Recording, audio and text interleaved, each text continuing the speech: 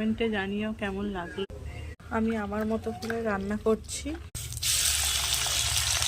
আজকে ভাবলাম একটু উচ্ছে আলু ফুরুলি রান্না করে ফেলি।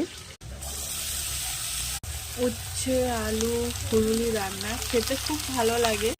আজকে দুপুরের মেনুটা তোমাদের সামনে। যদি কিছু ভিডিও বানাতে ভুল হয়ে যায় তো ক্ষমা দৃষ্টিতে দেখবেন। এখানে সব মশলা দিয়ে দিয়েছি, টমেটো, লঙ্কা, হলুদ, জিরে, নুন, আদা, রসুন সব দিয়ে উচ্ছে আলু টমেটোকে ভালো করে কষে নিতে হবে। আমি আমার মতো করে রান্না করছি, আমি যেমন রান্না করি ওই রকমই করছি। জানি না তোমাদের কেমন লাগবে। যদি তোমাদের ভালো লেগে থাকে আমাকে কমেন্ট বক্সে একটু জানাবে, কমেন্ট করবে কেমন লাগলো আমার রান্নাটা তোমাদের। এখানে আমার কষতে আর একটু বাকি আছে। আলুটা একটু হালকা হালকা গলে আসলে আমার কষাটা হয়ে যাবে।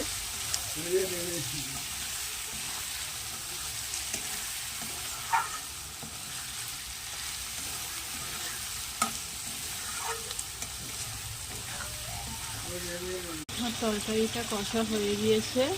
আলু কটা এখানে 32 টাকা কিলো, এখানে 25 টাকা কিলো আলু।